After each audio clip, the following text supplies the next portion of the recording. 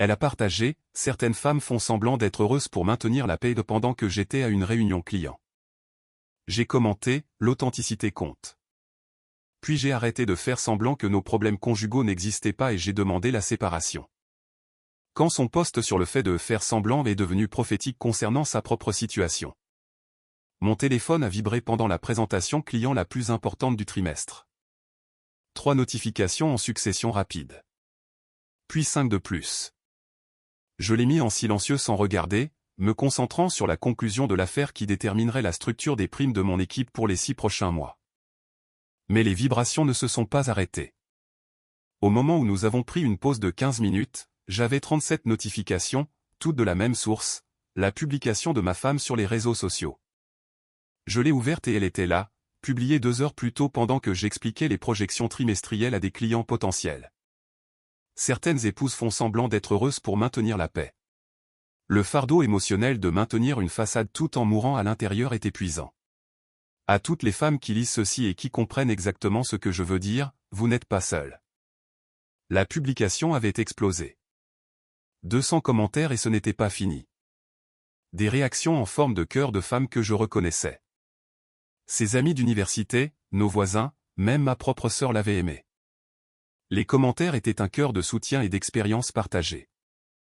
Ma belle, j'ai ressenti ça jusqu'au plus profond de mon âme. Ceci m'a touché différemment. Merci d'être assez courageuse pour le dire. La façon dont j'ai fait une capture d'écran pour l'envoyer à mon thérapeute. J'ai fait défiler des dizaines de réponses similaires. Des femmes parlant de leur propre mariage, de leur propre lutte pour maintenir la paix. Ma femme était devenue leur porte-parole de l'insatisfaction conjugale. Je l'ai relu. Certaines épouses font semblant d'être heureuses pour maintenir la paix. Parlaient-elles de nous? De notre mariage? La porte de la salle de conférence s'est ouverte derrière moi.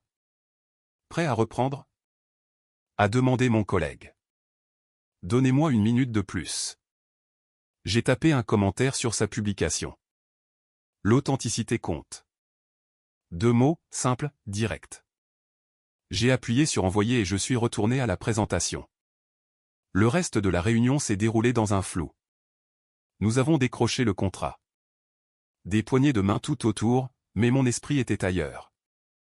Toutes les quelques minutes, je sentais la vibration fantôme de mon téléphone, plus de notifications, plus de gens voyant mon commentaire, plus de gens tirant leurs propres conclusions sur ce que ces 2 mots signifiaient. Au moment où j'ai atteint ma voiture, sa publication avait 400 commentaires.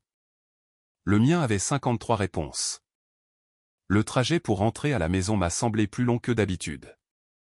Je n'arrêtais pas de penser à ces 2 mots. L'authenticité compte. Venais-je de déclarer la guerre, ou l'avait-elle déjà fait avec sa publication? Je me suis garé dans notre allée à 6h30. Sa voiture était là, ce qui signifiait qu'elle avait vu mon commentaire il y a des heures. La maison avait l'air normal de l'extérieur. La même pelouse de banlieue, le même Porsche avec les chaises décoratives que nous n'utilisions jamais. Rien ne suggérait qu'à l'intérieur, tout avait basculé. J'ai ouvert la porte d'entrée dans le silence. Pas de télévision, pas de musique, pas de bruit de la cuisine, juste le bourdonnement de la climatisation et le tic-tac de l'horloge murale dans le couloir. Je suis rentré, ai-je crié. Elle est apparue en haut des escaliers, toujours dans ses vêtements de travail, mais avec cette expression particulière que j'avais appris à reconnaître au cours de 7 ans de mariage. Mâchoire serrée, yeux plissés, bras croisés. La posture qui signifiait qu'elle avait répété cette conversation pendant des heures. Nous devons parler, a-t-elle dit, descendant déjà les escaliers. Je m'en doutais. Elle s'est arrêtée à 3 marches du bas, se donnant l'avantage de la hauteur. Qu'est-ce que ce commentaire était censé signifier? Exactement ce qu'il disait. L'authenticité compte. Ne me sers pas ça. Tu as commenté ma publication devant tout le monde que nous connaissons. Mes amis, tes collègues, nos voisins. À quoi pensais-tu? J'ai posé ma mallette près de la porte et les regardé. Je pensais à l'authenticité, au fait de faire semblant, au maintien de la paix. Cette publication n'était pas à ton sujet, n'est-ce pas? La question est restée en suspens entre nous. Elle a descendu les marches restantes, ses talons claquant contre le parquet. C'était sur les femmes en général, sur le fardeau émotionnel que nous portons, sur les attentes de la société, n'est-ce pas? La société, pas notre mariage. Tout ne tourne pas autour de toi. J'ai hoché lentement la tête. Tu as raison. Pas tout. Mais cette publication, pendant que je suis au travail, parlant de faire semblant d'être heureux, de maintenir la paix, ça m'a semblé assez spécifique. Tu es paranoïaque. Le suis-je? Parce qu'en lisant ces commentaires, il semble que beaucoup d'épouses ont en ce moment même la même conversation sur leur mari que nous avons à propos de cette publication. Elle s'est déplacée vers le salon et je l'ai suivie. L'espace semblait plus petit que d'habitude. Les meubles disposaient comme des obstacles entre nous. Pourquoi ne m'as-tu pas simplement posé la question en privé? A-t-elle dit, s'asseyant sur le bord du canapé. Pourquoi le rendre public? Parce que tu l'as rendu public en premier. Tu as ouvert la porte à une conversation publique sur notre mariage. Je n'ai jamais mentionné notre mariage. Tu n'avais pas besoin de le faire. Le message était assez clair. Nous nous sommes regardés fixement à travers la table basse. La même table basse que nous avions choisie ensemble il y a 3 ans. Le même salon où nous avions organisé des dîners et des soirées-jeux. Où nous nous étions endormis en regardant des films le dimanche après-midi. Tout semblait identique, mais quelque chose de fondamental avait changé aujourd'hui. Alors, que se passe-t-il maintenant? A-t-elle demandé. Maintenant, nous arrêtons de faire semblant. Faire semblant de quoi? Que tout va bien. Que nous sommes heureux. Que ce mariage fonctionne. Son visage est devenu pâle. Qu'est-ce que tu dis? Je dis que l'authenticité compte. Et si tu fais semblant d'être heureuse pour maintenir la paix, alors nous avons un problème plus grave que je ne le pensais. Je n'ai jamais dit que je faisais semblant à propos de nous. Tu n'as pas eu besoin de le dire directement. Le moment, le contenu, la façon dont tu l'as écrit. Soit tu parlais de notre mariage, soit tu utilisais notre mariage comme inspiration pour une publication sur les problèmes des autres. Quoi qu'il en soit, ça me dit tout ce que j'ai besoin de savoir. Elle a ouvert la bouche pour répondre, puis l'a refermée.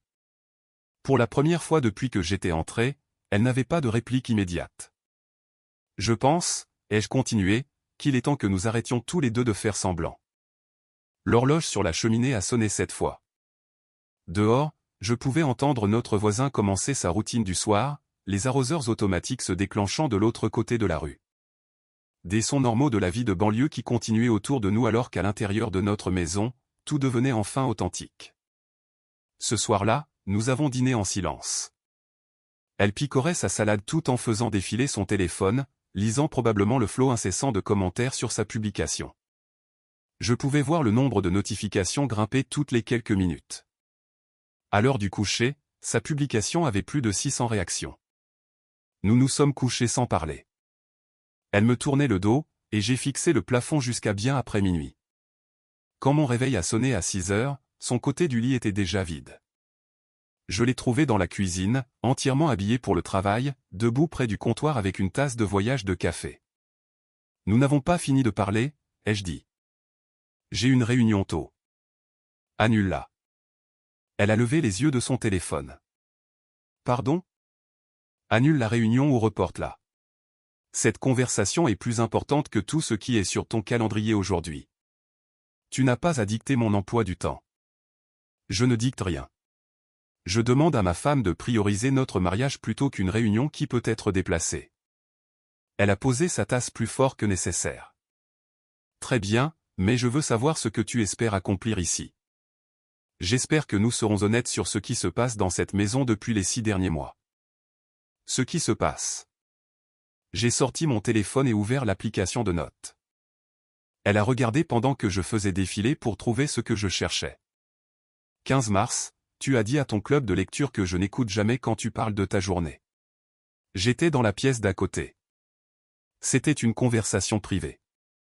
3 avril, tu as publié un mème sur les maris qui pensent t'aider en faisant une seule lessive. Je fais la moitié des tâches ménagères dans cette maison. C'était juste un mème. 22 avril, tu m'as corrigé devant les Johnson sur le montant que nous avons dépensé pour la rénovation de la cuisine. La différence entre le montant réel et ce que j'ai dit était de $300, mais tu t'es assuré que tout le monde sache que j'avais tort. Son visage devenait rouge. Tu tiens sérieusement une liste? 7 mai. Tu as aimé une publication sur les femmes qui doivent materner leur mari. 20 mai, un autre partage sur le fardeau émotionnel. 2 juin, un commentaire sur la publication de ton ami sur le fait que certains hommes ne grandissent jamais. Ce n'était pas à propos de toi.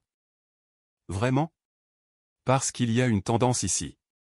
6 mois de pics subtils, d'humiliation publique et d'activités passives-agressives sur les réseaux sociaux.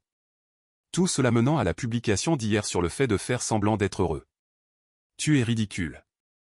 Le suis-je? Parce que je suis ce comportement depuis mars et ça ne fait qu'empirer. Chaque incident devient un peu plus public, un peu plus pointu. Hier n'était que l'exemple le plus évident. Elle s'est assise à l'îlot de cuisine, me donnant enfin toute son attention. Tu veux savoir ce que je pense? Ai-je continué? Je pense que tu as mis en place un récit. Pauvre épouse. Mari difficile. Tu construis un dossier pour expliquer pourquoi notre mariage ne fonctionne pas, et tu le fais en public pour que, quand il s'effondrera, tout le monde sache déjà de qui c'est la faute. Ce n'est pas ce que je fais. Alors explique-moi. Explique pourquoi ma femme a passé 6 mois à diffuser nos problèmes sur les réseaux sociaux au lieu de m'en parler. Parce que te parler ne fonctionne pas. Enfin, un peu d'honnêteté. Quand as-tu essayé pour la dernière fois? J'essaie constamment. Tu ne m'entends tout simplement pas. Donne-moi un exemple. Le mois dernier, je t'ai dit que j'étais débordé de travail et que j'avais besoin de plus d'aide à la maison. Et j'ai commencé à faire plus de lessive et à nettoyer les salles de bain. Ce n'est pas ce que je voulais dire. Alors qu'est-ce que tu voulais dire? Parce que je ne peux pas lire dans tes pensées. Si tu as besoin de quelque chose de spécifique, demande-le spécifiquement. Je ne devrais pas avoir à demander. Tu devrais simplement savoir. Je l'ai regardé fixement. Ce n'est pas comme ça que la communication fonctionne. Tu ne peux pas t'attendre à ce que j'interprète des indices et ensuite te fâcher quand je devine mal. D'autres maris y arrivent. D'autres maris? Tu veux dire ceux dont tes amis se plaignent constamment sur les réseaux sociaux? Ceux sur lesquels tu partages des publications? Ces maris-là? Elle n'a pas répondu. Voici ce que je pense qu'il s'est passé, ai-je dit. À un moment donné, tu as décidé que je ne répondais pas à tes attentes. Au lieu de me dire quelles étaient ces attentes, tu as commencé à collecter des preuves de mes échecs. Chaque fois que je n'ai pas lu correctement dans tes pensées, chaque fois que j'ai mal compris ce dont tu avais besoin, tu l'as classé comme preuve que je ne suis pas assez bien. Ce n'est pas vrai. Alors pourquoi la campagne publique? Pourquoi transformer notre mariage en contenu que tes amis des réseaux sociaux peuvent analyser et commenter? Parce que j'avais besoin de soutien. De qui? De femmes qui ne me connaissent pas, qui ne nous connaissent pas, qui ne savent pas ce qui se passe réellement dans cette maison. C'est le soutien dont tu avais besoin. Elle a baissé les yeux sur ses mains. Tu ne comprendrais pas. Et c'est moi. Le fardeau émotionnel d'être marié à quelqu'un qui ne voit pas ce qui doit être fait, qui n'anticipe pas les problèmes, qui attend qu'on lui dise tout. C'est épuisant. Alors au lieu de me dire ce dont tu as besoin, tu te plains sur Internet. Ce n'est pas se plaindre. C'est un processus de réflexion. C'est du sabotage. Tu sabotes notre mariage en faisant de moi le méchant dans ton histoire en ligne. Je ne t'ai jamais traité de méchant. Tu n'as pas eu besoin de le faire. L'implication était assez claire. Et maintenant, après 6 mois de cela, tu as publié sur le fait de faire semblant d'être heureux et de maintenir la paix. Que pensais-tu qu'il arriverait? Je pensais que tu pourrais enfin comprendre ce que je ressens. Je comprends parfaitement. Tu es malheureuse. Tu me reproches ce malheur. Et au lieu de travailler avec moi pour y remédier, tu as documenté pourquoi ça ne peut pas être réparé. La cuisine est devenue silencieuse, à l'exception du bourdonnement du réfrigérateur. Par la fenêtre, je pouvais voir notre voisin charger sa voiture pour le travail. La vie normale. Continuant pendant que la nôtre s'effondrait en temps réel. Alors, que veux-tu? A-t-elle demandé doucement. Je veux que tu supprimes la publication. Quoi? Supprime-la maintenant, pendant que je regarde. Absolument pas. Alors nous avons terminé ici. Qu'est-ce que ça veut dire? Ça veut dire que tu dois choisir. Supprimer la publication et commencer à communiquer comme un adulte ou la garder et faire face aux conséquences. Quelles conséquences? Celles qui viennent avec l'authenticité. Tu voulais de l'honnêteté. Tu voulais arrêter de faire semblant. Alors arrêtons de prétendre que ce mariage est sauvable si tu es plus intéressé à mettre en scène nos problèmes qu'à les résoudre. Elle m'a regardé fixement pendant un long moment. Puis elle a pris son téléphone. Je ne la supprime pas. Alors tu as fait ton choix. J'ai passé devant elle en direction du garage. Je vais rester dans un hôtel pour les prochains jours pendant que je réfléchis à ma prochaine action. Tu pars? Non. J'arrête de faire semblant que tout va bien. J'ai fait une valise et je me suis enregistré dans un hôtel du centre-ville. 3 jours de service en chambre, de télévision par câble et de silence. Pas de soupirs passifs-agressifs, pas de commentaires pointus sur la vaisselle dans l'évier, pas de drame des réseaux sociaux s'infiltrant dans mon salon. C'était la plus grande paix que j'avais ressentie depuis des mois. Le 3e jour, elle a appelé. Les gens posent des questions, a-t-elle dit sans préambule. Quel genre de questions? Ta sœur a appelé. Elle voulait savoir pourquoi tu ne répondais pas à ton téléphone et les voisins ont remarqué que ta voiture n'était pas dans l'allée. Qu'est-ce que tu leur as dit? Que tu es en voyage pour le travail. Combien de temps penses-tu que cette histoire tiendra? Ça dépend de toi. Je pouvais entendre l'attente dans sa voix. La supposition que je reviendrais à la maison, que nous aurions une autre conversation circulaire, et que tout redeviendrait normal. Le schéma que nous avions établi au fil des années d'évitement des conflits. Je ne reviens pas, ai-je dit. Ne sois pas dramatique. Je ne suis pas dramatique. Je suis authentique. Tu te souviens de l'authenticité? Ton nouveau concept préféré. Alors, tu vas juste abandonner notre mariage pour une seule publication?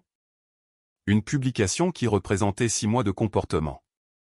Une publication qui m'a montré exactement ce que tu ressens vraiment à l'idée d'être marié à moi. Je me défoulais. Auprès de 600 personnes, y compris mes collègues, ma famille et nos amis. Tu as transformé nos problèmes privés en divertissement public. Ce n'était pas mon intention. Mais c'est ce que tu as fait. Et quand je t'ai donné une chance de la retirer et de recommencer, tu as refusé. Silence à l'autre bout du fil. Je pouvais l'imaginer dans notre cuisine, faisant probablement les 100 pas entre l'îlot et l'évier comme elle le faisait toujours quand elle était frustrée. Qu'est-ce que tu attends de moi? A-t-elle finalement demandé. Rien. Il y a un moment où j'attendais quelque chose. Je voulais que tu supprimes la publication. Tu as refusé. Je voulais que tu communiques directement au lieu de passer par des campagnes sur les réseaux sociaux. Tu as dit que je ne comprendrais pas. Je voulais que tu assumes la responsabilité d'avoir saboté notre mariage. Au lieu de cela, tu m'as traité de dramatique pour ne pas l'avoir accepté. Alors voilà. Donc c'est fini. 7 ans de mariage et tu abandonnes tout simplement. J'arrête de faire semblant. Tu devrais essayer un jour. J'ai raccroché et j'ai immédiatement appelé mon avocat. Pas l'ami de la famille qui s'était occupé de l'achat de notre maison, pas quelqu'un qui pourrait essayer de m'en dissuader ou de suggérer une thérapie. Un avocat spécialisé en divorce qui se spécialisait dans les séparations nettes et efficaces. Le patrimoine est-il compliqué? A-t-elle demandé lors de notre consultation. Maison, 2 voitures, compte de retraite standard, pas d'enfants. Des actifs contestés? Non, je veux que ce soit terminé rapidement et discrètement. Délai? Hier. Elle a souri. J'aime les clients qui savent ce qu'ils veulent. Les papiers ont été déposés en 1 semaine. Je les lui ai fait signifier sur son lieu de travail un mercredi après-midi. Professionnel, public et parfaitement synchronisé pour faire une déclaration. Elle a appelé ce soir-là, furieuse. Tu m'as fait signifier les papiers au travail devant mes collègues. Je te les ai fait signifier par un huissier professionnel pendant les heures de bureau. De la même manière que n'importe quel document juridique est livré. C'est humiliant. Maintenant tu sais ce que ça fait de voir ses affaires privées rendues publiques. C'est complètement différent. Vraiment? Tu as fait de nos problèmes de mariage un événement sur les réseaux sociaux. J'ai fait de notre divorce une procédure judiciaire. Au moins, la mienne a un but. Je n'arrive pas à croire que tu fais vraiment ça. Pourquoi? Parce que tu pensais que j'accepterais simplement d'être marié à quelqu'un qui me voit comme du contenu pour son récit de victime. Je ne te vois pas de cette façon. L'historique de tes publications suggère le contraire. Une publication ne définit pas ce que je ressens pour toi. 6 mois de publication. Mais disons que tu as raison. Disons que ce n'était qu'une seule publication. Tu as quand même refusé de la retirer quand je l'ai demandé. Tu as quand même choisi ton image publique plutôt que notre relation privée. Je ne devrais pas avoir à me censurer parce que tu manques d'assurance. Et je ne devrais pas avoir à rester marié à quelqu'un qui pense que l'authenticité signifie diffuser nos problèmes à quiconque a une connexion Internet. Alors, nous le faisons vraiment. Nous le faisons vraiment. Et la maison? Garde-la. Je prendrai ma moitié de la valeur nette en espèces quand elle sera vendue. Et si je ne veux pas vendre? Alors tu devras refinancer et me racheter ma part. C'est ton choix. C'est insensé. Nous pouvons arranger ça. Non, nous ne le pouvons pas, parce qu'arranger ça exigerait que tu admettes qu'utiliser notre mariage comme contenu pour les réseaux sociaux était mal. Et tu ne vas pas faire ça. Très bien. Mais je veux que tu saches que tout le monde va voir ça comme si tu abandonnais. Vraiment? Parce que je pense qu'ils vont voir ça comme mon refus d'accepter le manque de respect. Mais je suppose que nous le découvrirons. Qu'est-ce que ça veut dire? Ça veut dire que ta publication est toujours en ligne. Tous ces commentaires sur le fait de faire semblant d'être heureux, de maintenir la paix, le fardeau émotionnel de maintenir une façade. Maintenant, tout le monde va pouvoir voir à quel point ces mots se sont avérés prophétiques. La ligne est devenue silencieuse. Je pouvais presque entendre les rouages tourner alors qu'elle réalisait ce que je voulais dire. Tu vas utiliser ma publication contre moi. Je ne vais rien utiliser contre toi. Je vais laisser tes propres mots parler d'eux-mêmes. Tu voulais de l'authenticité. Tu voulais arrêter de faire semblant. Félicitations. Tu as eu exactement ce que tu as demandé. Ce n'est pas ce que je voulais dire. Je sais, mais c'est ce que tu as dit. Et comme tu me l'as rappelé de nombreuses fois au cours des 6 derniers mois, les actions ont des conséquences. J'ai raccroché et éteint mon téléphone. Demain, je commencerai à chercher mon propre logement, quelque chose de propre, simple et sans drame. Un endroit où je pourrais vivre authentiquement sans un public analysant chacun de mes mouvements. 2 semaines après le dépôt des papiers, j'ai trouvé un endroit. Une maison en location dans un quartier calme de l'autre côté de la ville. Rien d'extraordinaire, mais il y avait tout ce dont j'avais besoin. Un bureau à domicile, une cuisine décente, et surtout, pas d'histoire. Le camion de déménagement était prévu pour samedi matin. J'avais arrangé de récupérer mes affaires pendant qu'elle était à son cours de yoga hebdomadaire. Propre, efficace, sans drame inutile. Vendredi soir, elle a appelé. Nous devons parler avant que tu ne prennes tes affaires. À propos de quoi? À propos de la façon dont nous gérons ça avec les gens. Ce que nous allons dire. Nous divorçons. C'est ce que nous allons dire. Mais les gens vont vouloir savoir pourquoi. Alors dis-leur. Dis-leur la vérité. Que tu étais malheureuse de faire semblant d'être heureuse et que j'étais malheureux d'être marié à quelqu'un qui faisait semblant. Ça donne l'impression que c'est de ma faute. N'est-ce pas le cas? Les 2 personnes contribuent à l'échec d'un mariage. Tu as raison. J'ai contribué en ignorant 6 mois de comportement passif-agressif au lieu de l'aborder directement. J'ai contribué en espérant que tu finirais par communiquer comme un adulte au lieu de mettre en scène nos problèmes pour les réseaux sociaux. Mon erreur a été de penser que tu voulais arranger les choses au lieu de simplement t'en plaindre. Ce n'est pas juste.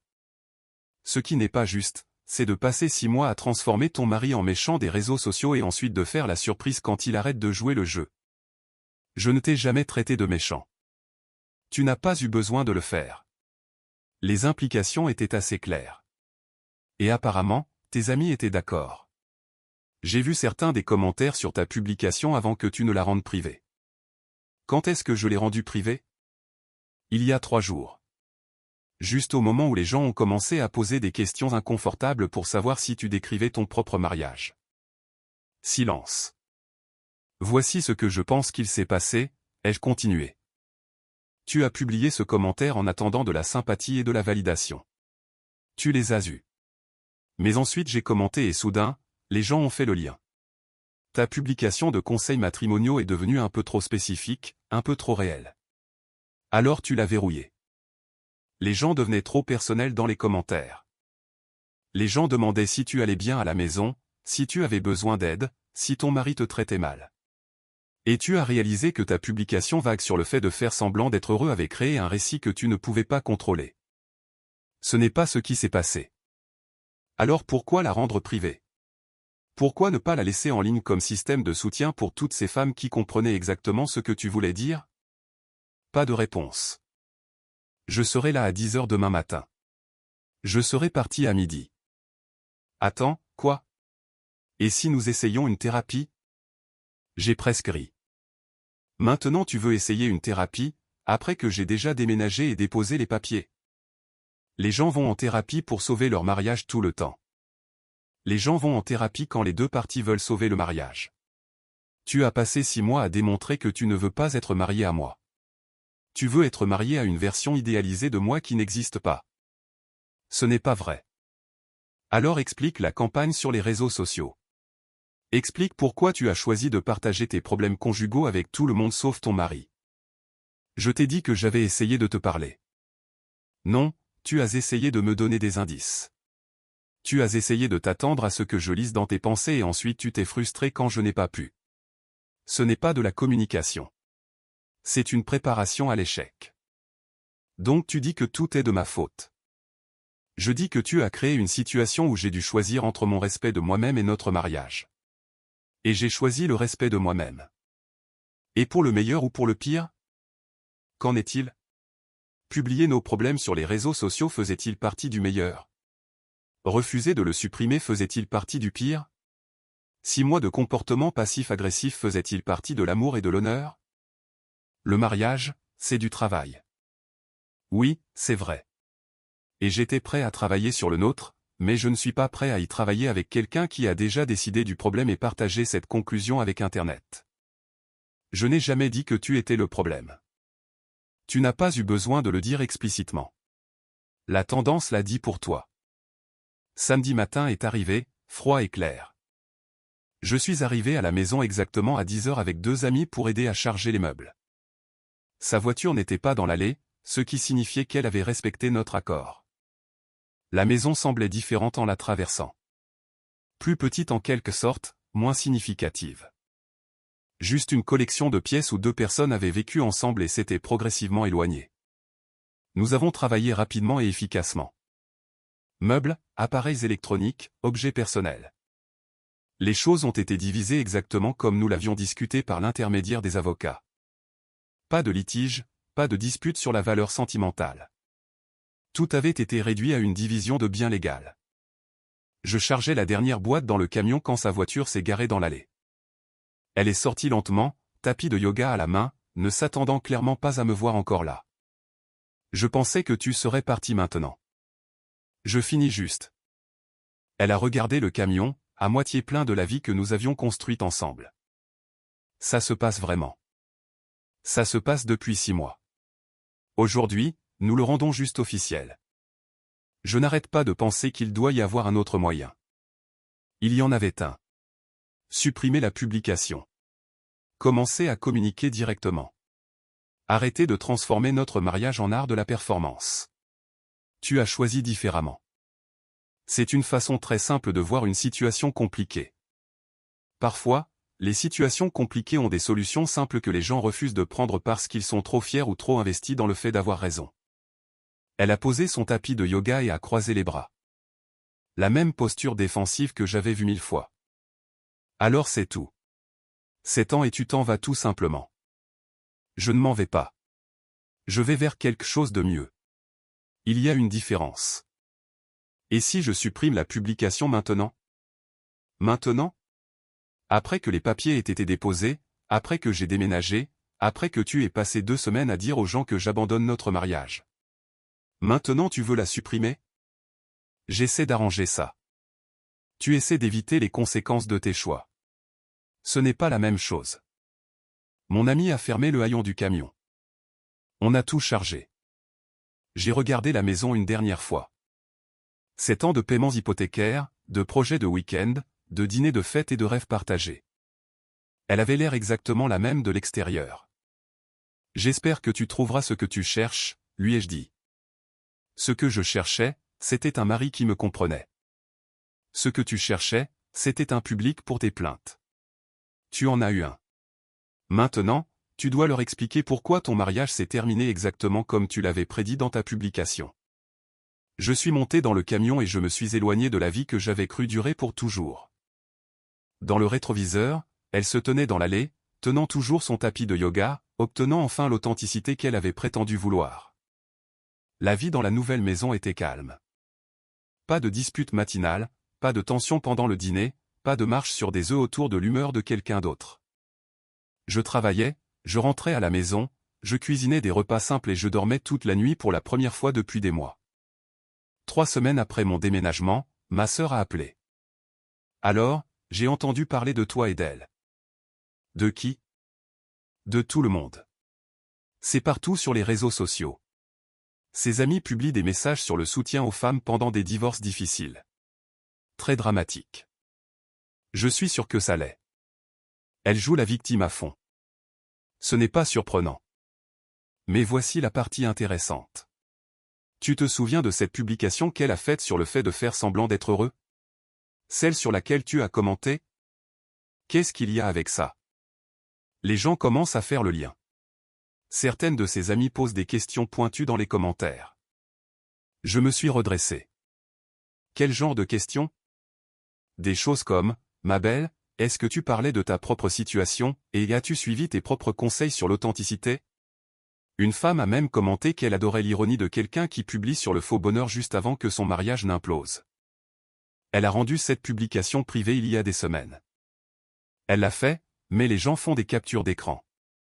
Et ces publications récentes sur le fait de traverser une période difficile et d'apprendre à se prioriser font que les gens se souviennent de ce qu'elle a dit avant. Ce qui veut dire que sa tentative de contrôler le récit se retourne contre elle. Les gens se demandent si elle faisait vraiment semblant d'être heureuse dans son mariage, et si oui, pourquoi elle n'a pas essayé plus fort de le réparer au lieu de simplement se plaindre en ligne. Je n'ai pas pu m'empêcher d'apprécier l'ironie. Elle a essayé de susciter la sympathie en se positionnant comme la partie lésée, mais ses propres mots avaient créé une histoire différente. Il y a plus, a continué ma sœur. Apparemment, à son club de lecture la semaine dernière, les choses sont devenues inconfortables. À quel point inconfortables? Une des femmes a demandé directement si sa publication sur le fait de faire semblant d'être heureux vous concernait. Quand elle a essayé de dévier. Une autre femme a souligné que publier des plaintes conjugales critiques au lieu de parler à son mari n'était pas exactement une communication mature. Comment sais-tu tout ça? Parce que je suis toujours dans la discussion de groupe du club de lecture. Ils m'ont ajouté il y a des mois quand je suis venu en visite et personne ne m'a retiré. Ça a été très instructif. Ce soir-là, la curiosité l'a emporté. J'ai créé un faux compte de réseau social et j'ai cherché son profil. Elle avait rendu la plupart de ses publications privées, mais ses publications publiques du dernier mois racontaient une histoire claire. Parfois, la chose la plus difficile est d'admettre qu'une situation ne fonctionne pas et d'avoir le courage de la changer. La croissance exige de quitter sa zone de confort, même quand c'est effrayant. Tout le monde ne comprendra pas vos décisions, mais vous devez faire ce qui est juste pour vous. Des citations d'inspiration génériques avec des commentaires soigneusement sélectionnés d'amis bienveillants. Mais en faisant défiler plus bas, j'ai trouvé quelque chose d'intéressant. Les commentaires sur ses publications récentes avaient changé. Là où elle obtenait auparavant des dizaines de réactions en forme de cœur et de messages de soutien, elle recevait maintenant des questions. Est-ce que ça va? Ça semble faire beaucoup de grands changements de vie d'un coup. Peut-être se concentrer sur la réparation des choses avant d'abandonner complètement. As-tu essayé de travailler sur les problèmes dont tu as parlé dans tes publications avant? Quelqu'un avait même commenté, je me souviens de ta publication sur les épouses qui font semblant d'être heureuses. As-tu suivi tes propres conseils sur l'authenticité avec ton mari avant de mettre fin aux choses? Elle a supprimé ce commentaire, mais pas avant que d'autres ne l'aient vu et aient commencé à poser des questions similaires. Mon téléphone a sonné, son nom sur l'afficheur. Les gens posent des questions, a-t-elle dit sans préambule. Quel genre de questions? À propos de ma publication. À savoir si j'ai essayé de réparer notre mariage avant de partir. L'as-tu fait? Ce n'est pas la question. La question est que les gens retournent mes propres mots contre moi. Imagine ça.